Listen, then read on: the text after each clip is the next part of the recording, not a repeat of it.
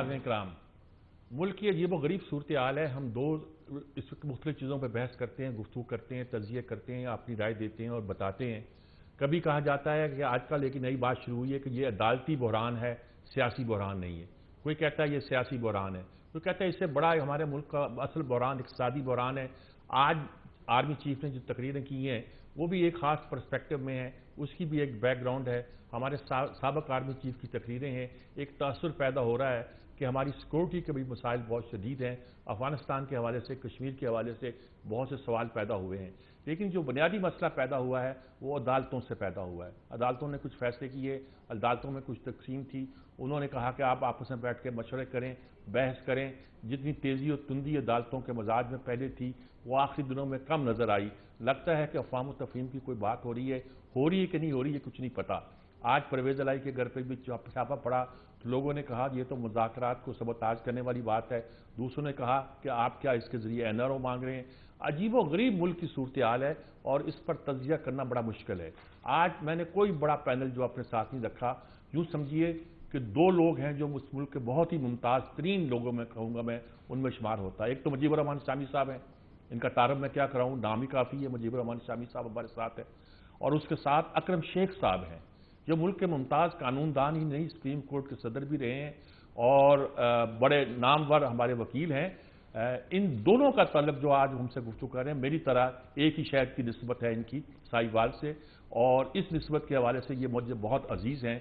आज यूँ समझिए कि हम तीन पुराने साथी, एक आधे 2-3 साल का फ़र्क है हमारे सबका, हम एक इस मसले पर गुफ्तगू करेंगे जो मुल्क का सबसे बड़ा मसला है। तो मैं अपने साथियों को वेलकम करता हूँ।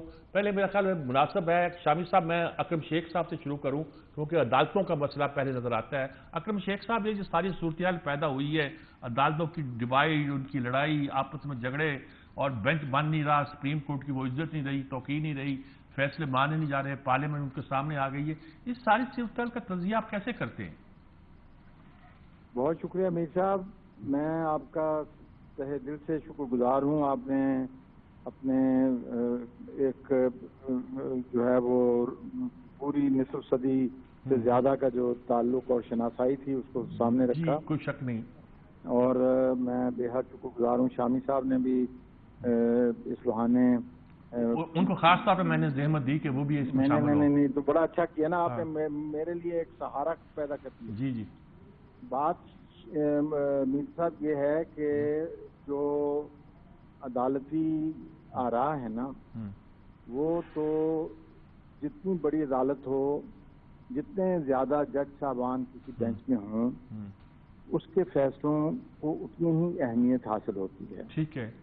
उसकी वजह ये होती है कि एक जो कंज्यूमर ऑफ जस्टिस है, सारफ़ अदल, उसको ये इत्मीनान होता है कि इतने लायक, इतने फायक, इतने हिकमत और दानाई से भरपूर नायाब ज़हन मेरे मसले का हल तलाश करने के लिए आपस में बहस कर रहे हैं। देखिए इसकी स्ट्रेंथ क्या है, डाइवर्सिटी, मुख्तलिफ नौ की सोच, मुख्तलिफ अतवार से एक मामले का जायजा लेना और उसमें फिर ताकत तलाश करना, मजलूम के जुल्म के खिलाफ और बुनियादी हकूक को आगे बढ़ाने के लिए। अब जिस तरह ये एक ताकत हो सकती है, इसी तरह ये एक तबाही भी हो सकती है।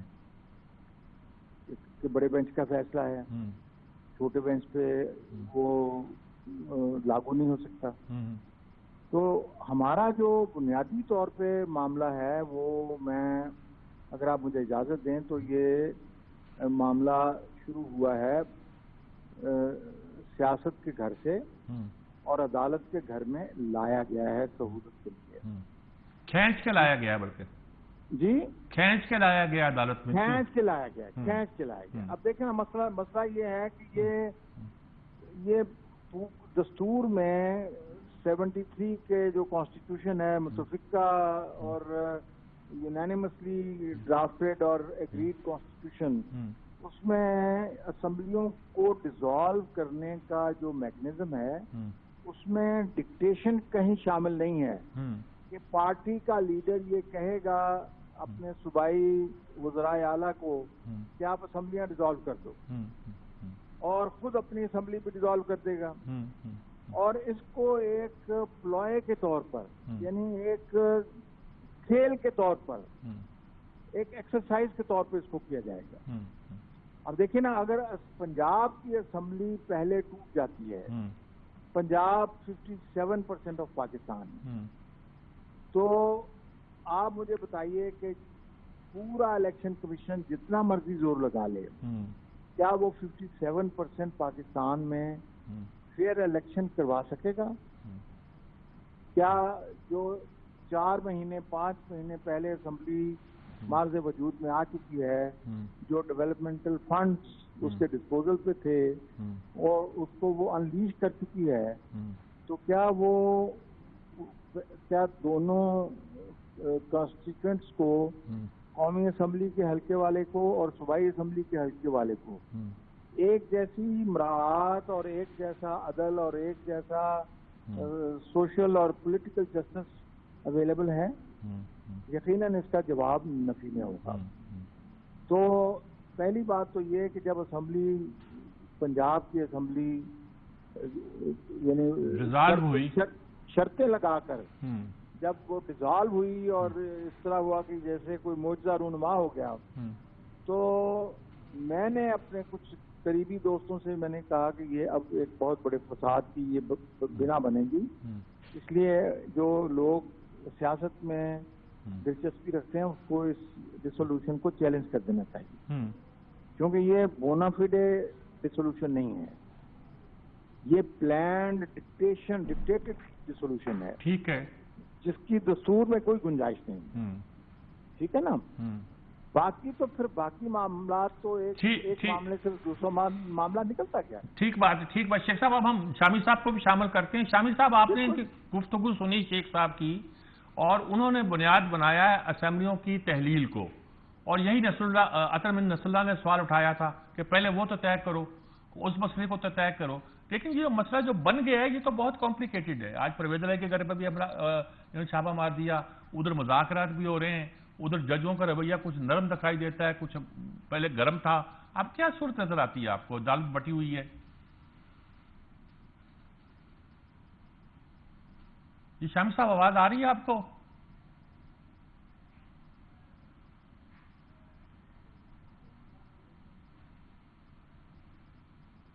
جی اچھا شیخ صاحب، آپ اپنی بات جاری رکھیں۔ شامی صاحب کی صحت وہ لائن کوئی ڈسٹرب ہو گئی ہے، وہ اس کو ٹھیک کر رہے ہیں۔ اچھا، آپ کہہ رہے تھے کہ وہ اس سے سارا مسئلہ پیدا ہوا اسمبلی کی ڈیزولیشن سے۔ دیکھیے میں امیر صاحب، بات یہ ہے کہ مجھے عدالتی اختلافات سے زیادہ خوف نہیں آتا، اس لیے کہ میں نے شاید ساری زندگی اسی دشت کی سیاحی میں گزارنے کی وجہ سے وہ میرے ذہن سے خوف کا پہلو اترا ہوا ہے۔ میں جب 2 جج صاحبان ڈس ایگری کر رہے ہوں تو میں اپنے آپ کو دل میں آئی لائک اسپیکنگ ججز، میں ان ججز کو زیادہ پسند کرتا ہوں جو اپنی رائے کا ساتھ ساتھ سوالات پوچھ کر اپنا ذہن بناتے ہیں، اور مجھے یہ میرے اوپر یہ بات منکشف ہوتی ہے کہ یہ جج کس جانب میں سوچ رہا ہے۔ تو یہ جو اسپیکنگ ججز ہیں they are helpful also, speaking ججز، ٹھیک ہے، اسپیکنگ ججز۔ تو اس لیے میرے لیے یہ جج کا بولنا، سوال کرنا، اختلاف کرنا، یہ مجھے ایک موقع فراہم کرتا ہے کہ میں اس کو مطمئن کر سکتا کہ حق تک پہنچ سکوں، بالکل اس کی بات کی تہ تک، اس کے اضطراب کی جو وجہ جان کر اس کا جواب دے سکوں۔ اس لیے یہ چیز میرے لیے اتنی پریشان کن نہیں ہے۔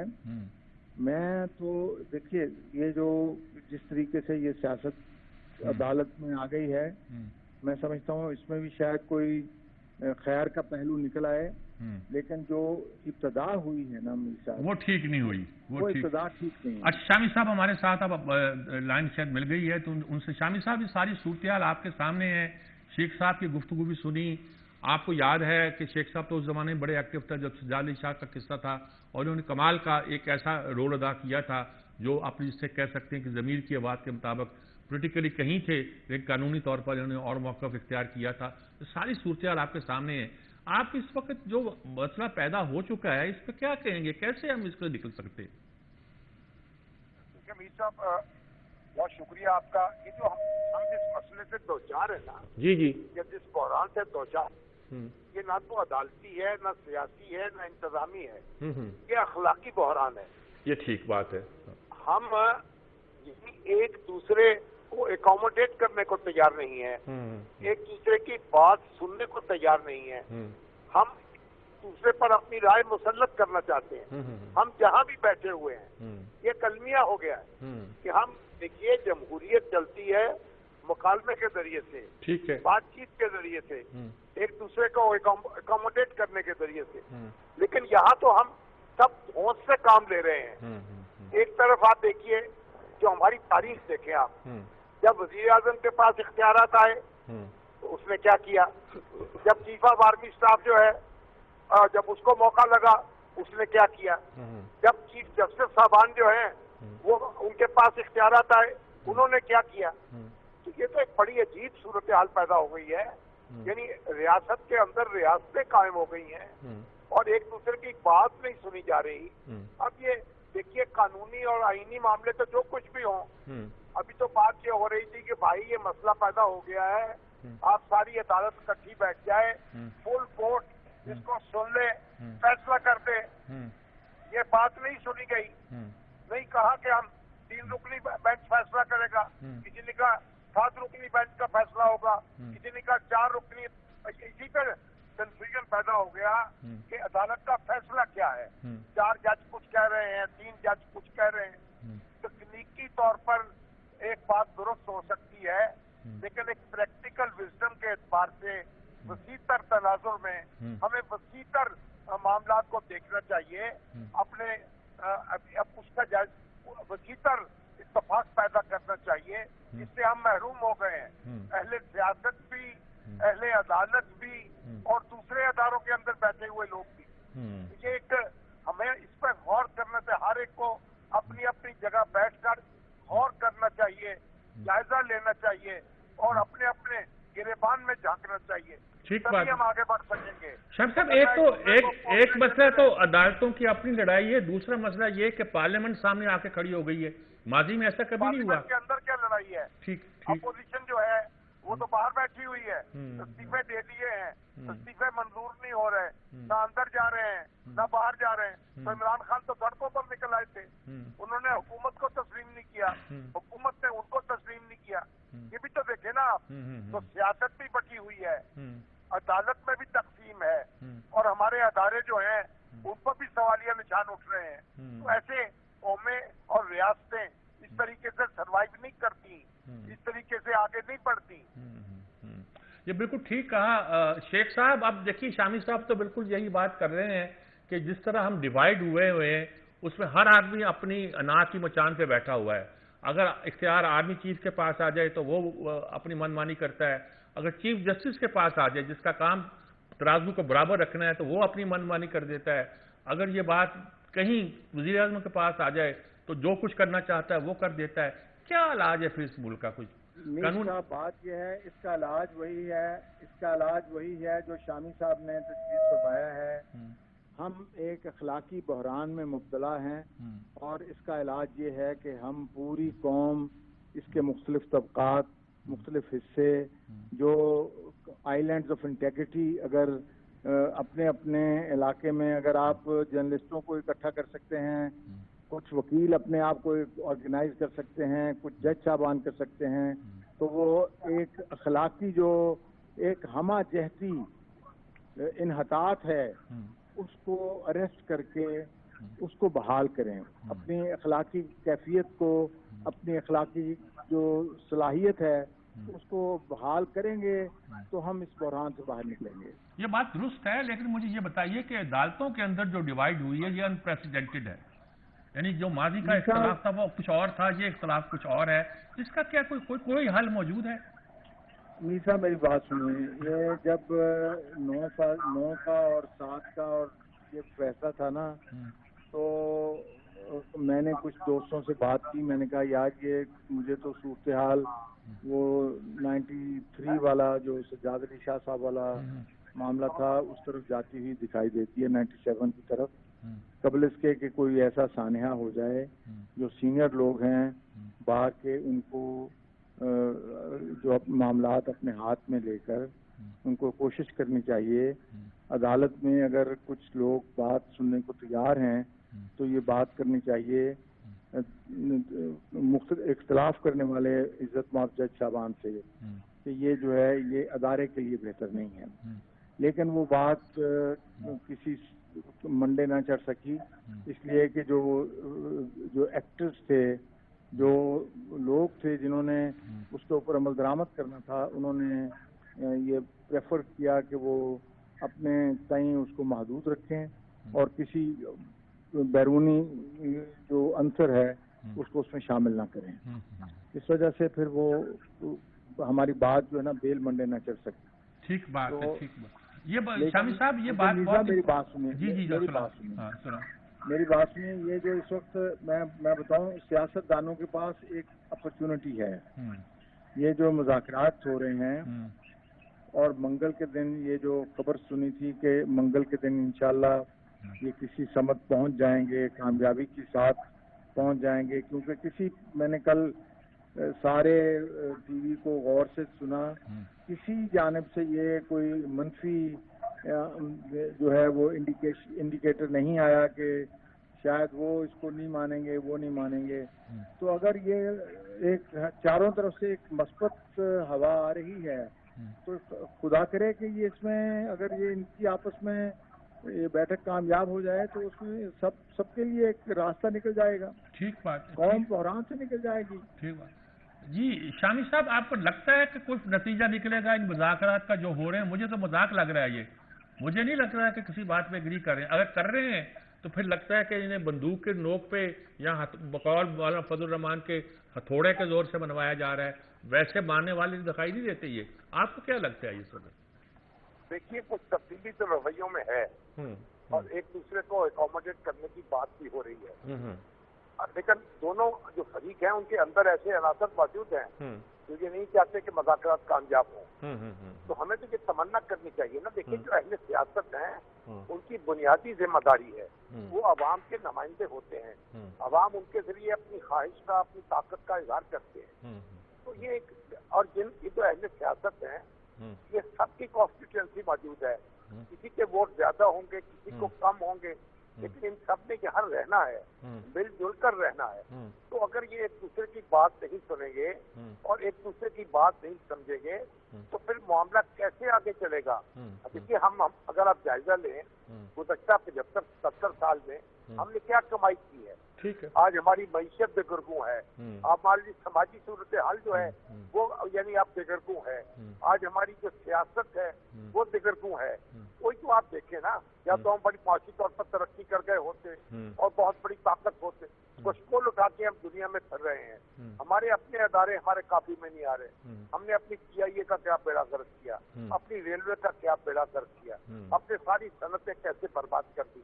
تو ہم تو بربادی کے سفر میں لگے ہوئے ہیں، اور یہ ہمارے جو اہل سیاست ہیں ان کی ذمہ داری کیا ہے، انہوں نے کیا ہے، یہ کرنا کیا چاہتے ہیں؟ بنیادی ذمہ داری ان کی ہے، ان کی پوزیشن دل کی ہے، دل درست ہوگا تو باقی جو آپ کے اعضاء ہیں وہ بھی درست ہوں گے، خون یہاں سے فراہم ہوتا ہے۔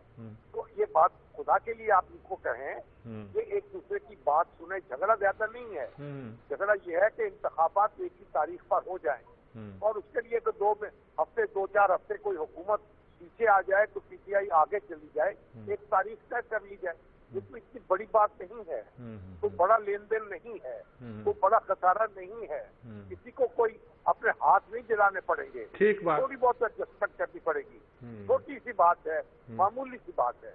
ٹھیک بات ہے شامی صاحب، اس پہ ہم ایک وقفہ لیتے ہیں، وقفے کے بعد ہم کوشش کریں گے کہ رستے تو ٹھیک ہیں، الیکشن سب مانتے ہیں کہ الیکشن ہی حل ہے، جمہوریت میں اس کے علاوہ کوئی راستہ نہیں ہوتا۔ یہ بھی سوچا جاتا ہے کہ الیکشن کے جو نتائج آئیں گے ہو سکتا ہے کچھ لوگوں کو قبول نہ ہو، یہ بھی سوچا جاتا ہے کہ اگر نتائج اس سے مختلف آئیں گے تو شاید کچھ قوتیں اس پر احتجاج کریں، یہ بھی خیال کیا جاتا ہے کہ الیکشن مسئلے کا حل نہیں ہے، لیکن شاید خود ایک مسئلہ بن گیا ہے. اس لیے مسئلہ بن گیا ہے کہ الیکشن کے نتیجے کے طور پر جو بھی جیتے گا اس سے اس ملک کے اندر ایک نیا کرائسس پیدا ہوگا. چلیے ہونے دیجئے، اس کو بھی سالو کر لیں گے، لیکن ایک قدم تو اٹھائیے. ایک وقفہ لیتے ہیں، وقفے کے بعد بات کو آگے بڑھاتے ہیں.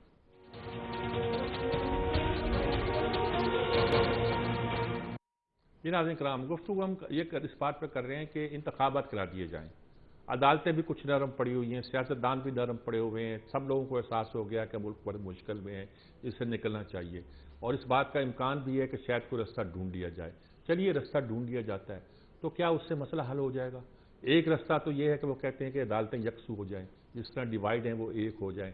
شاید ان کے ایک ہونے کے ساتھ ملک کی باقی قوتیں بھی جو ہیں ان کی باتیں ماننے لگیں. دوسرے کہتے ہیں سیاستدان ایک ہو جائیں. سیاستدان ایک ہو جائیں گے تو اس کے نتیجے کے طور پر ایک ہونے کا مطلب یہ ہے کہ یکسو ہو جائیں کہ ہمیں اس بات کو طے کرنا ہے. تو ہو سکتا ہے کہ دوسرے ادارے بھی، جس کا مطلب ہے کہ عدالت بھی اور فوج بھی اور دوسرے جتنے بھی ادارے ہو سکتے ہیں، بیوروکریسی بھی، وہ بھی اس بات پہ چل سکے کہ اس کے علاوہ کوئی رستہ دکھائی دیتا. شیخ صاحب، کیا آپ دیکھیے، ایک تو آسان طریقہ ہے کہ ہم یہ آپ سے پوچھیں، چھوٹے چھوٹے سوال تو بہت بن سکتے ہیں، یہ پوچھیں کہ عدالتیں اگر بڑا بینچ بنا لیں، یہ کر لیں، وہ ہو سکتا ہے. لیکن آپ مجھے یہ بتائیے، کوئی رستہ آپ کو نظر آتا ہے کہ اگر آگے بڑھ جائے معاملہ تو ملک کے مسائل کچھ حل ہوتے دکھائی دیتے ہیں آپ کو؟ میں کہتا ہوں کہ الیکشن مسئلہ نہیں ہے بلکہ مسئلے کا حل نہیں ہے بلکہ مسئلہ بن گیا ہے. یہ میں نہیں کہہ رہا، ایک تاثر یہ بھی ہے. میر صاحب، یہ آپ کی بات بالکل صحیح ہے. یہ تاثر ایسا ہے کہ شاید یہ مسئلہ بن گیا ہے، لیکن ایسا مسئلہ ہے نہیں. اب آج میں نے پڑھا اخبار، 5-6 اخبار میں صبح عادتاً اپنے جوانی کے دنوں سے لے کے پڑھتا ہوں. آج میں نے دیکھا کہ ایشوز ذرا فریم کریں کہ کیا ایشوز کیا ہیں. سارے اخبارات کا ایک ہی ایشو ہے کہ یہ الیکشن اگست میں ہو جائیں، سپتمبر میں ہو جائیں، اکتوبر میں ہو جائیں. یہ 3 آپشنز ہیں. 2 جگہوں پہ پی ٹی آئی نے کہا ہے کہ یہ اکتوبر میں ہمیں قبول نہیں ہے. جو اکتوبر میں قبول نہیں ہے تو سپتمبر میں قبول ہو سکتے ہیں. ہماری ایک دقت اب یہ ایک تاثر دی جا رہا ہے کہ پی ٹی آئی اس لیے کہہ رہی ہے کہ وہ چاہتی ہے کہ یہی چیف جسٹس رہیں اس وقت تک. کہا جا رہا ہے؟ میری بات سنیے. میں کہتا ہوں، میری بات سنیے. چیف جسٹس صاحب کے آنے جانے سے الیکشن میں اس طرح کوئی زیادہ کوئی فرق نہیں پڑے گا. میں نے دیکھا ہے، نظر آ رہا تھا 70 کے وہ جو ماہ کا تلارا انتخاب تھا جس نے پاکستان میں عوامی لیگ اور پیپلز پارٹی کو 2 حصوں میں تقسیم کر دیا، اپنی پاپولیرٹی کی جو ہے وہ انا کو تسلی دیتے ہوئے. تو آپ نے دیکھا کہ وہاں کیا نظر کیا آتا تھا اور نکلا کیا بیچ میں سے. ٹھیک. یہ بات یہ ہے کہ نظر ایسا آتا ہے، لیکن یہ اٹ کوڈ بی ڈسیپٹیو. لوگوں کا یہ خیال ہو سکتا ہے کہ بہت زیادہ پاپولیرٹی ہے فلاں شخص کی، لیکن جو بیلٹ باکس ہے اس کے اندر سے جو کچھ نکلنا ہے وہ تو اللہ کو پتا ہے کیا نکلنا ہے. لیکن وہ کسی نے قبول نہیں کرنا. نہیں، میری بات سنیے نا، میں یہی کہہ رہا ہوں. میں آپ کو اگلی بات یہی کہنے لگا تھا. الیکشن ہونے دیں. الیکشن کو کسی بھی طور پہ نہ مزید طوالت دینی چاہیے. اب یہ چونکہ اس حکومت کے ذمہ ضروری ہے بجٹ پیش کرنا آئی ایم ایف پروگرام کی وجہ سے، تو اس لیے بجٹ کے بعد بجٹ کی منظوری کے جو مراحل ہیں وہ پورے ہوتے ہوتے سپتمبر تو مجھ سے گزر جائے گا یا سپتمبر کا وسط آ جائے گا. تو as soon as they can agree mutually, بیٹھے ہوئے ہیں نا. اکتوبر منگل کا دن 3 دن باقی ہیں درمیان میں. تو اللہ تعالیٰ سے میں تو 2 نفل منت مانتا ہوں صلاۃ الحاجت کے کہ اللہ تعالیٰ دونوں فریقین کو جو ہے وہ دل میں جو مقلب القلوب ہے، دلوں کو تھوڑا سا بدل دے، نرمی پیدا کر دے، سختی دور کر دے اور یہ دونوں ایگری کر جائیں. کم سے کم ایک بہت بڑا مسئلہ پاکستان کا جو ہے وہ حل ہو جائے اسی طریقے سے. ٹھیک ہے شامی صاحب، یہ بات آپ نے سنی. شیخ صاحب تو بڑی آسانی سے بتا رہے ہیں کہ الیکشن ہونے دیں. اور اس کے نتیجے کے طور پر مشرقی پاکستان، آپ کو تو سارا وہ ثانیہ یاد ہے، آپ نے بڑے یعنی ہوش کی نظروں سے دیکھا ہے، اس کو لکھا ہے، کمنٹ کیا ہے، یہ وہاں تک لے گئے ہیں بات کو. اس وقت کیا نظر آتا ہے آپ کو؟ اگر کوئی ایسا الیکشن ہو جائے گا تو کیا ملک کے مسئلے حل ہو گئے یا اس طرح کمپلیکیٹ ہو جائیں گے؟ میر صاحب، بات یہ ہے کہ 70 میں تو کوئی کانسٹیٹیوشنل فریم ورک موجود نہیں تھا. ٹھیک ہے، ٹھیک ہے. اس لیے حالات قابو سے باہر ہو گئے. اب تو کانسٹیٹیوشنل فریم ورک موجود ہے، اللہ کا شکر ہے. تو اس کے اندر رہتے ہوئے ہم کو اپنی لڑائی لڑنی ہے. اور یہ جو دیکھیں اختلاف ہے، 1973 کا دستور ہے، اس میں کوئی نگران حکومتوں کا کوئی تصور نہیں تھا. اس میں جو انتخابات ہیں وہ سٹنگ گورنمنٹس کرایا کرتی تھی. ٹھیک ہے. اور دنیا جہان میں ایسا ہی ہوتا ہے، انڈیا میں بھی، برطانیہ میں بھی، دوسرے ملکوں میں بھی سٹنگ گورنمنٹ ہی انتخابات کراتی ہے. لیکن ہمارا بابا اعظم نرالا ہے. ہم نے ایسی دھاندلی کا شور مچایا ہے اور ایسے ایسے جھرلو چلائے ہیں اور ایسے ایسے ہنگامے برپا کیے ہیں کہ پھر وہ انتخاب جو ہے وہی عذاب بن گیا. 1970 کا انتخاب دیکھیں نا، اس کے بعد کیا ہوا؟ ایک مارشاء اللہ لگا جو 8 سال کے بعد پھر الیکشن ممکن ہوئے، اور وہ بھی غیر جماعتی بنیادوں پر. تو انتخاب، اس کے بعد ہم نے عبوری حکومتوں کا تصور داخل کیا. اب مصیبت یہ ہے کہ عبوری حکومتوں کا تصور کیونکہ بعد میں داخل ہوا ہے، اس لیے اس سے الجھاؤ پیدا ہو رہا ہے. یعنی وزیر اعلیٰ کو، وزیر اعظم کو اسمبلی جو ہے وہ تحلیل کرنے کا اختیار حاصل ہے.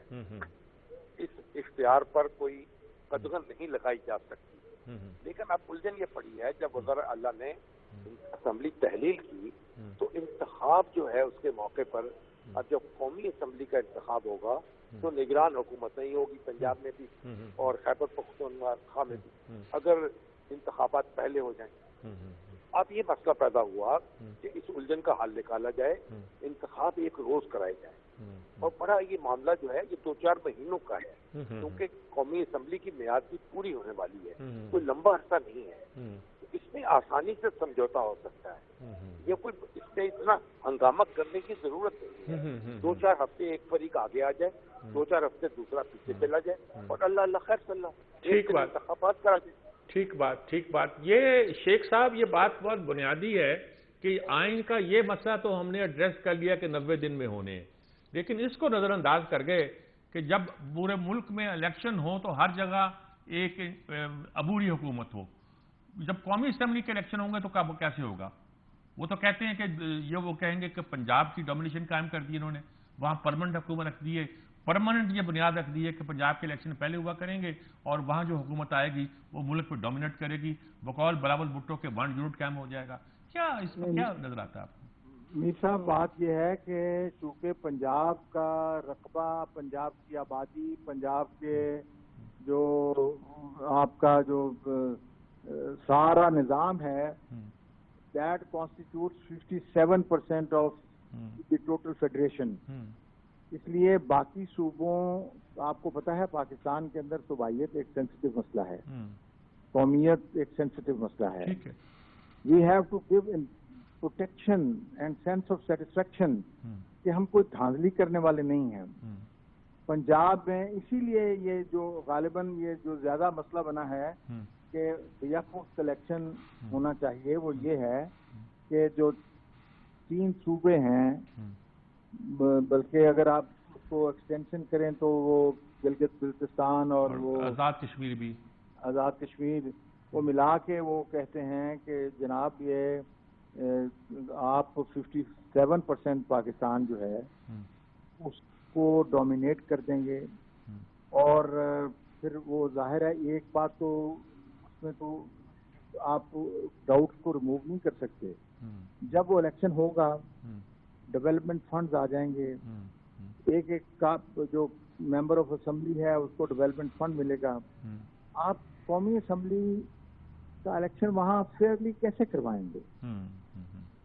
آرٹیکل 218 ویلی آرٹیکل کا 3 کے جو تقاضے ہیں، holding election free, fair and in accordance with law and just, ہر طریقے سے عدل کی بنیاد پر آپ انتخابات کیسے کروائیں گے؟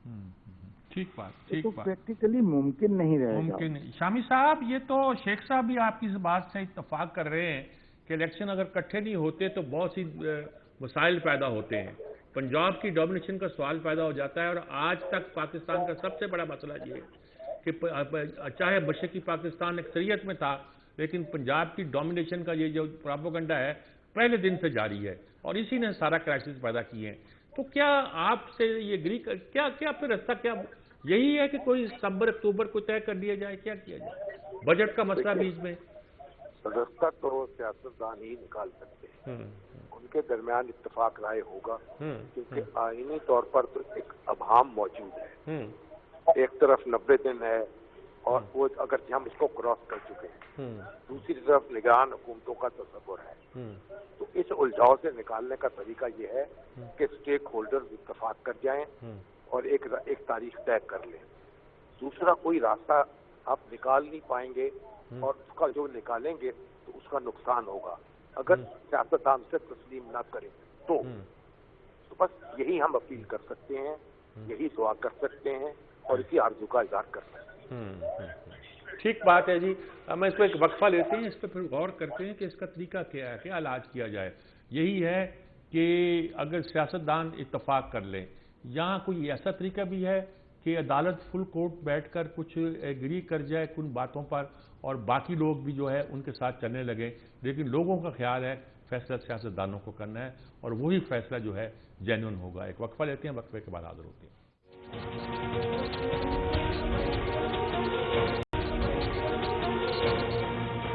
جی ناظرین کرام، ہم اس مسئلے پر پہنچے ہیں کہ اس وقت جو مسئلے کا حل ہے وہ یہی ہے کہ سیاستدان بیٹھ جائیں اور اس کے مسئلے کا حل تلاش کریں. کچھ لوگ کہتے ہیں کہ الیکشن کا فیصلہ سیاستدانوں نے نہیں کرنا اور عدالتوں نے بھی نہیں کرنا، کچھ اور سٹیک ہولڈر بھی ہیں. شیخ صاحب کیا کہیں گے آپ؟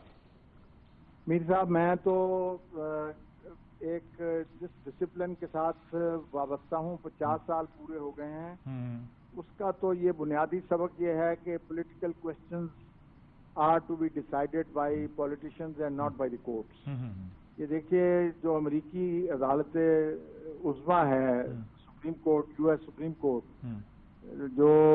جس کو 400-500 سال ہو گئے اس پریکٹس کرتے ہوئے، وہ پولیٹیکل کوسچنز کو سپریم کورٹ کے لیے شجر ممنوع قرار دیتی ہے. ٹھیک ہے. ہمارے اپنے بھی دستور کے تحت جو پیور پولیٹیکل کوسچن، ہمارے ہاں تھوڑی سی ڈیویشن ہے.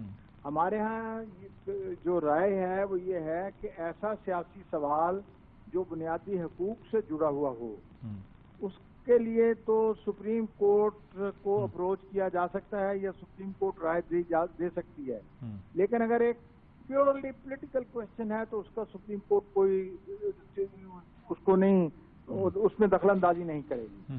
اب یہ تاریخ طے کرنی ہے، الیکشن کی تاریخ طے کرنی ہے. کیئر ٹیکرز ان کمانڈ ہیں، کوئی مخالف جماعت برسر اقتدار نہیں ہے، اور اگر فرض کیجئے کسی کو کوئی گمان ہے تو وہ اس کی جو امپارشیلٹی کو گیج کرنے کے لیے الیکشن کمیشن اوپر بیٹھا ہوا ہے.